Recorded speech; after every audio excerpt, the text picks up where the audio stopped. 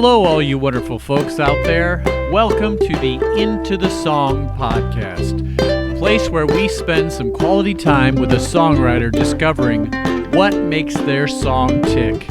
I'm Doug Harsh, your faithful host. Please join me as we go into the song. On today's podcast, I talked to Wendy Martin about her song, Stronger Than You Know. Wendy is a talented songwriter with a lovely voice that has brought her success not only on local stages, but also making it onto charts across the pond. I think you will enjoy our discussion as we discover a little bit more about where she comes from and how that drives her to write the songs that she does. But I think the most important thing you will discover is her heart for people. Are you ready? Then let's go into the song. Well, Wendy, thank you so much for saying yes to being a part of this. And I've been looking forward to talking with you and hearing about your song. Thank you, Doug. It's an honor to be on here talking about songwriting and sharing some time with you. Yeah, and I feel like I've probably known you about maybe a couple years. I think I saw you play around town a couple times. And then when we kind of got involved together with the songwriting roundtable thing that was happening at G&A Music, that's when I kind of got to know you a little bit better. And I'm glad for it because you're a tremendous songwriter and just a tremendous person as well. Oh, thank you. Thank you. So, and I know that originally you hail from California, and if I remember correctly, kind of more of a rural part of California, not the famous part of California where everybody goes and right. It's the beach right. and all that. Well, actually, in my early childhood, till about 10 years old, I did live in Orange County, Southern California, in the close to the beach. Yeah. And then we moved up to the northern part of the state, up in the Sierra Nevada foothills, where I was there till about 14 years ago when we came out to Indiana. Wow, yeah, and it's gorgeous out there. Oh my gosh, it's breathtaking. Oh yeah, I miss it. I really do miss it. Indiana's nice, and I love the people, but I do miss home.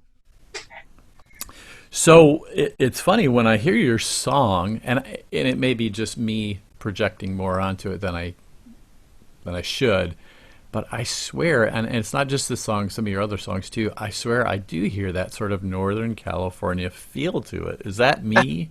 Is that my imagination? Oh, that's just awesome. No, I like it. Let's just say that that's for real. Yeah, it's not just you. Some of my influences were like Linda Ronstadt and the Eagles. And so I think that was the California sound. The folk rock back then in the 70s. Oh, yeah. So I'm sure that kind of creeped into a little bit of my style. I wouldn't be surprised. Yeah. So, like I said, love your song, and I love the way that you write. One of the first impressions of the song it made me remember because you and I had kind of shared a stage one time, and first time I heard a lot of your songs was then, and I always feel like a lot of your songs have something to speak into people's lives, and this one especially seemed to. That's awesome. I think that has been my ultimate goal. I mean, I'll just give you a little backstory.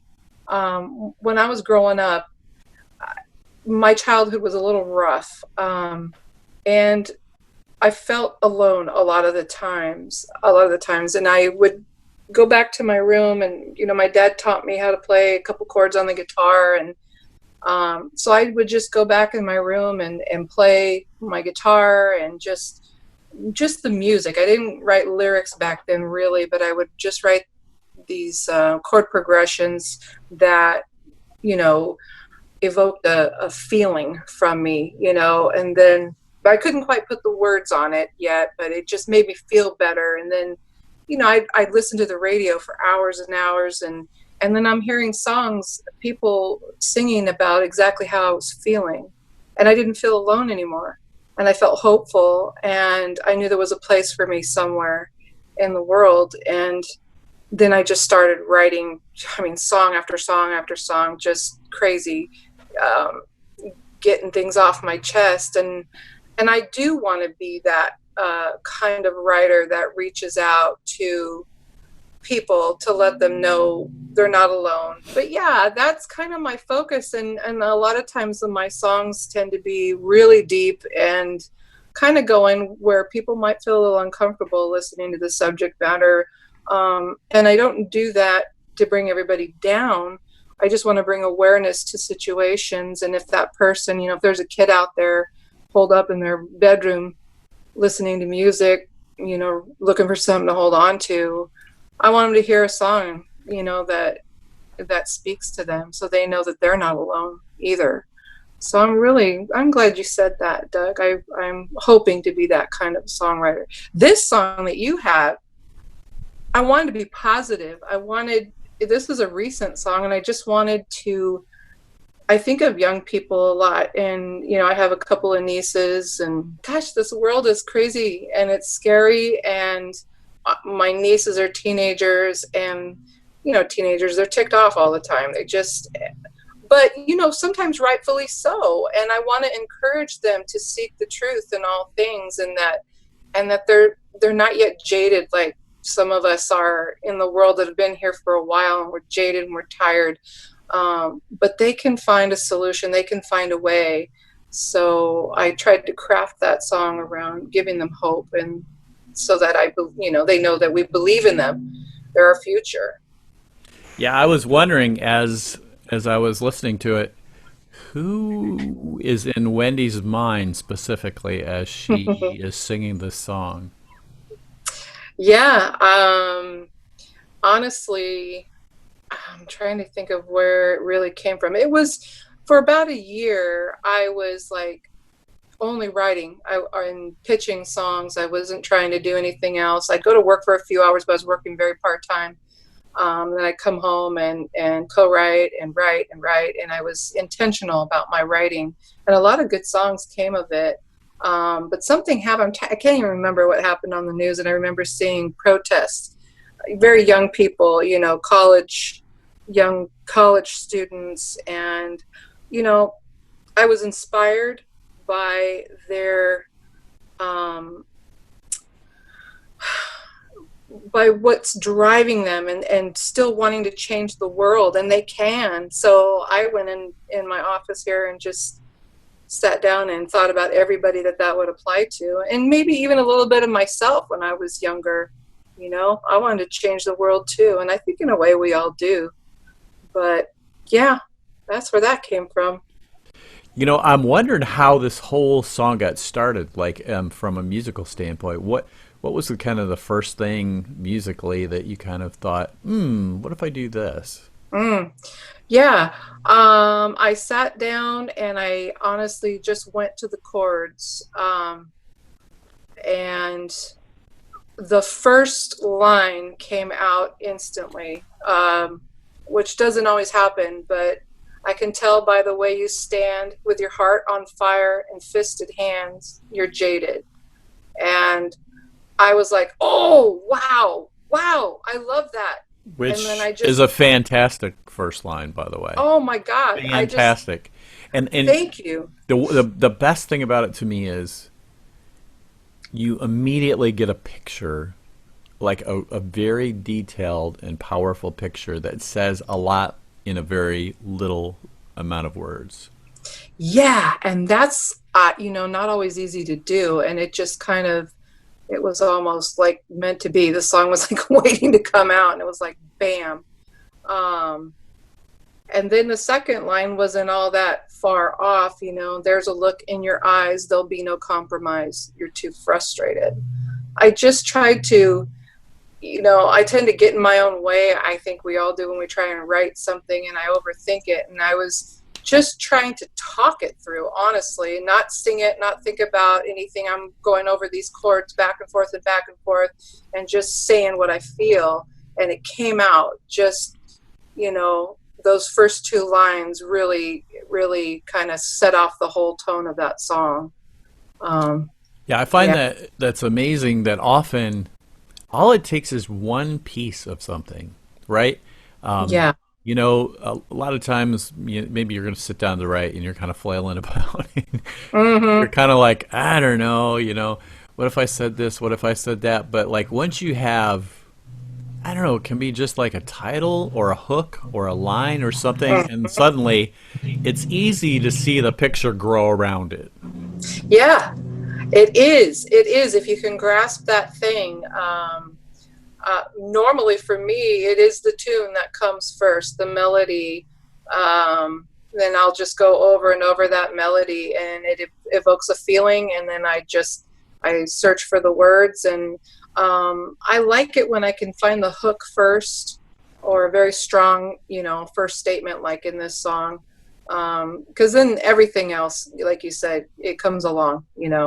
It can fall into shape. But God knows I've had so many songs where I'm lost. I have an idea, but I'm all over the place. And, I write it anyway and I shelf it and I kind of pull it apart later and make a couple songs out of it, maybe.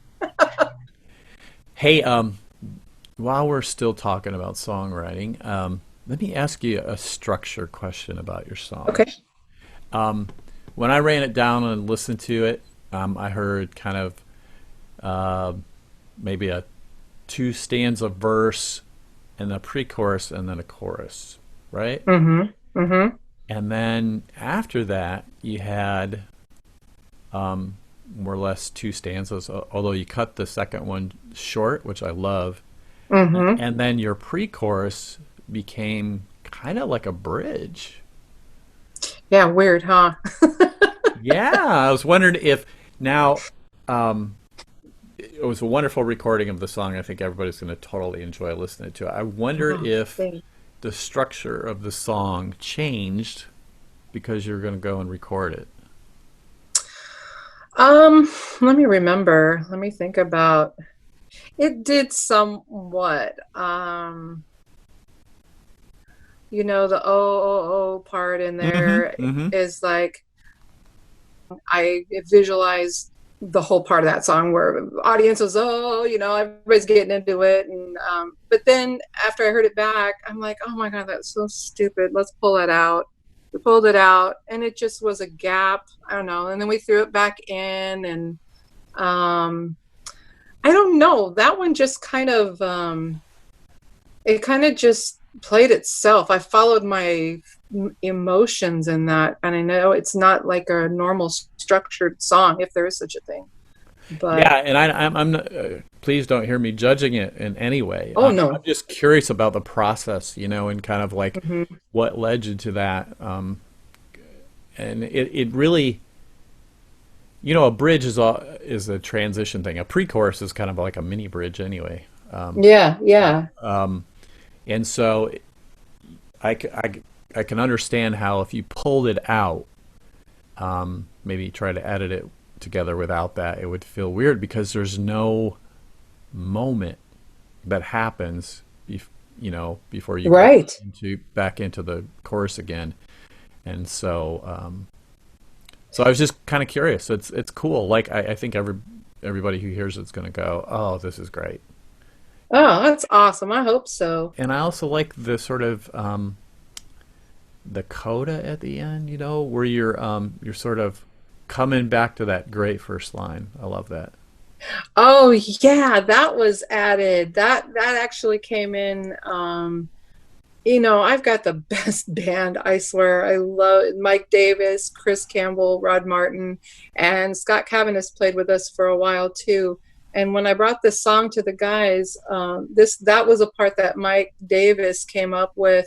He said, "I'd like to hear that, in the very end. I can tell by the way you stand with your heart on fire and fisted hands, you're jaded." And we tweaked it a little bit, but I think it ended on a really positive note. That's what I wanted to do. I didn't want to leave it on the jaded. I wanted to leave it on a positive, and you are stronger than you know. So, last minute tweaks like that come around. I love how, what's that saying when you're writing anything? It's like, tell them what you're going to say, or, Tell them what you're going to Mhm. say, then say what you're going to say, then tell them what you said. You know, so Yeah. so in the end, you're basically saying you're wrapping it up with like, okay, here's where I found you, and here's where you're Hmm. going. You know. That's right. And you are stronger than you know. And that's where we wanted to end it. And when Mike heard that, he's like, oh, yeah, this is great. This is a great way to end this song. Well, hey, thank you so much for taking the time this afternoon to get on the phone with me and record this. I love talking to you. It's always good to talk to another songwriter. Oh, thanks, Doug. It's great talking to you, too. I love your tunes and you inspire me. So this has been just such an honor. And I love what you're doing. I hope you keep doing it. That's my plan. Cool.